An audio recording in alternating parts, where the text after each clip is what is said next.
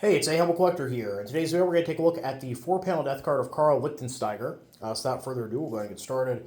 So going from panel 1 here. Be of good cheer, my son. I am the resurrection and the life. He who believes in me, though he were dead, yet shall live. And whoever lives by faith in me shall never die. That's John 11:25 there. And then moving to the interior, we have a nice photo of Karl on panel 2, and then moving down. God, I surrender myself to you. When the thunder of death buries me, when my veins flow open, to you, my God, I surrender myself. Father, I call you. That is a quote from T.H. Corner there. And then moving to panel 3. In God's holy peace, rest far from his loved ones, my dearly beloved husband, our best father, son, brother, son-in-law, and brother-in-law, Karl Lichtensteiger, a master painter, Gefreiter and Infantry Gun Detachment, born on February 2nd, 1909 in Dietenheim, died a heroic death on August 12th, 1942 at Staro Korssunskaya in Russia. And I did actually find a casualty record for Karl. He was a member of the 13th Company of Infantry Regiment 305, which was part of the 198th Infantry Division. And they were fighting in the Caucasus at the time of his death, south of Krasnodar. And I do actually have a unit history for the 198th. In this case, if I zoom out here, Zweischen Kattegat und Caucasus.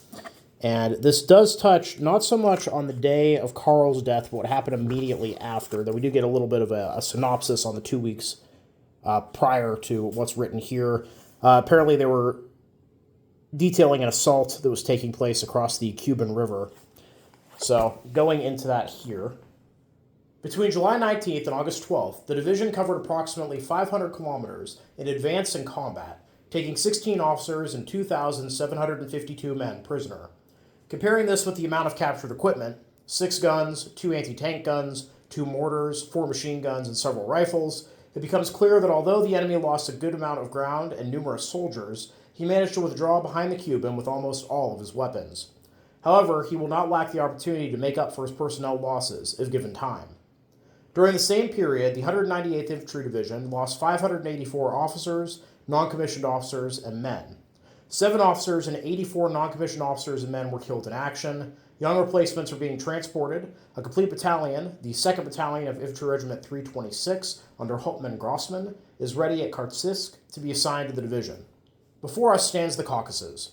In its western part, it is a forested mountain range, similar to the German low mountain ranges, but hardly accessible by road, crisscrossed by deep gorges with a forest of tall oaks that mostly extends down to the valley floor. The Caucasus, a land of romantic books about wild freedom fights and adventurous mountain journeys, is today a harsh reality, a military task that is both large and difficult for the division. The sluggish flowing Kuban still separates the division from the mountains and their densely flooded foothills. It is tropically hot. In the few hours of rest granted to the troops, sleep is hardly an option.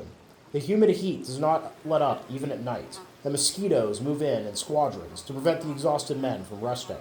The unit doctors and medics are meticulously careful to ensure that no soldier misses the regular Ottobrunn dose. In this area, they fear the eruption of epidemic more than the enemy. Immediately after the end of the Battle of Pashkovskaya, this location will be taken over by the 125th ID. The 198th Infantry Division has 1 day to prepare the crossing over the Kuban, which is to take place near Edepsukai, southwest of Staro Korssunskaya. First, however, the northern bank of the Kuban must be cleared of the enemy. At the same time, the pioneers and reconnaissance troops of Infantry Regiment 305 are reconnoitering the crossing points south of the town of Lenina. Reconnaissance establishes that the southern bank of the Kuban and the nearby Circassian villages are enemy-held. The river crossing is set for August 14th. The intention is to initially form 2 bridgeheads and later unite them around Edepsukai. Without artillery preparation, the opposite bank is to be won. The western bridgehead is to be formed by the 1st Battalion of Infantry Regiment 326 under Hauptmann Scherg, and thus cover the crossing of the main force. Infantry Regiment 305 under Oberstleutnant von Kopf. Strong engineer and anti-aircraft forces are to be placed under the command of the attacking units. On the right, by the 1st Battalion of the 326th, the 2nd Company of Pioneer Battalion 235 under Lieutenant Froscher, and a battery of 8.8 cm AA guns. On the left, Infantry Regiment 305, the 1st and 3rd Companies of Pioneer Battalion 235 under Oberleutnant Betzler, the 13th Battery of the 308th Artillery Regiment under Lieutenant Schopfer, the Ukrainian Construction Company 235, and a 2 cm flak battery. For ferry service, 2 pontoon platoons of Bruco B-138 and 2 M-boats of Bruco 661 are being assigned to the division. To ensure the enemy's surprise, all marching movements may only take place after dark.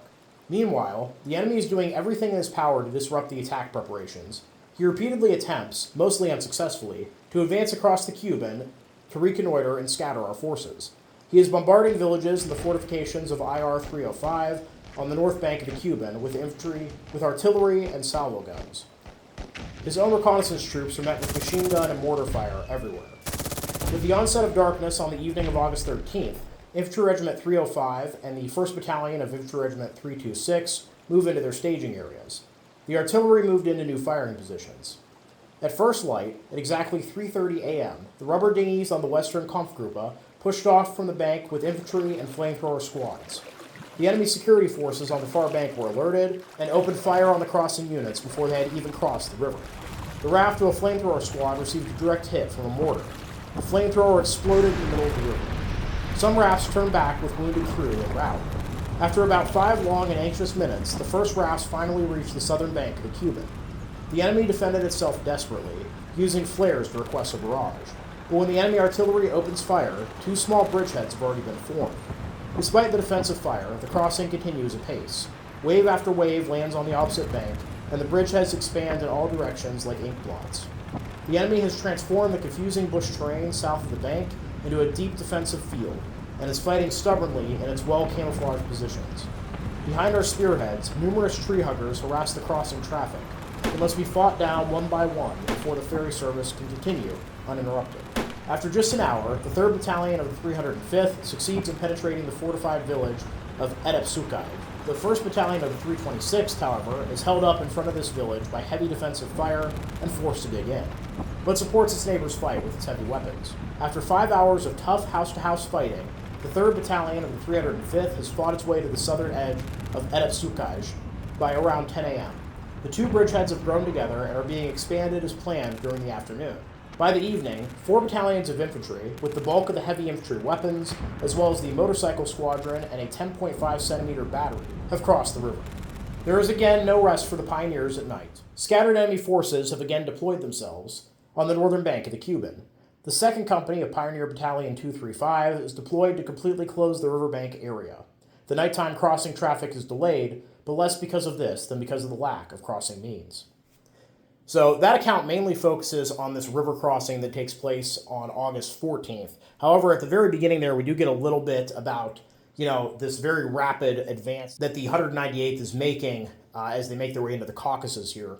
And it's interesting to note during that period, from July 19th to August 12th, the unit only suffers the death of 84 men and non-commissioned officers, and Karl here dying on August 12th was one of them. So casualties were fairly light, all things considered, during that almost month-long period. Now, Karl's cause of death is listed as being killed by a Russian mine at the western edge of Staro Korssunskaya, which, of course, we read about in the account there. Now, I did eventually, though, believe me, this took me well over, I think an hour total of looking to finally locate it. I did finally find the village of Staro Korssunskaya, which is right on the Kuban River. And as it's noted here as well, the crossing itself took place at the village of Edepsukai, which is southwest of Staro Korssunskaya. Now, that lines up with what we have here on the card. And as you can see on the map I'm putting on screen here, though, there's a problem in that Edepsukai, or Sukai, I've pronounced it like 8 different ways, I apologize, is underwater. And that's because this giant lake that we're looking at here was not there in 1942. This is a reservoir that the Soviets built in the 1970s. And under this large body of water are the remains of 20 settlements and over 50 cemeteries. So this crossing point here where the 305th crossed over is now underwater. The entire battlefield's underwater from this particular engagement. And Karl himself did not die crossing that river. He died a few days earlier, stepping on this mine, dying at the edge of the village there. And that does kind of line up with what we know. So the Soviets have been fighting a very rapid withdrawal back to these defensive lines. They're not really abandoning any equipment, but they're definitely setting mines, booby traps, that kind of stuff. So it seems like as they're getting up to the Kuban River here and they're going to start preparing for this bridge crossing, Karl steps on this mine, ending his life. Now, we do actually have another card in the collection for a member of the 198th Infantry Division. Alois Habersbrunner was an Obergefreiter in the Staff Company of Infantry Regiment 305 and died from shrapnel wounds to the left lower leg and the right lower stomach at Katipsk, Russia on November 16th, 1942, so just a few months after Karl here. Now, moving to the bottom of the card. You left us with a worried heart and hope to see us again, but our pain is greater now that this can no longer happen. You were so good, you died far too early. One never forgets such a brave heart. So sleep well in foreign earth until the great resurrection. Here you shall never be forgotten until we meet again up there. Whoever knew him loved him. Whoever has tears weeps for him. My Jesus, mercy. O Lord, give him eternal rest. Our Father, Hail Mary, R.I.P. And then moving to panel 4 here. Strong in faith, blessed are those who mourn, for they will be comforted. And that verse is from Matthew 5:4. So yeah, really fascinating card there. Always nice when we have the unit history that we can fall back on for a pretty detailed account about how his unit would end up crossing this river shortly after his death. Unfortunately, not so much detail on the exact circumstances, but it seems like it was a pretty rapid movement with not a lot specific that stands out to the people writing the unit history. And yeah, overall, just a really interesting card. I hope you guys all enjoyed the video. Please leave a comment down below. Love hearing from you. Thank you all for watching. Happy collecting, and I'll see y'all again very soon.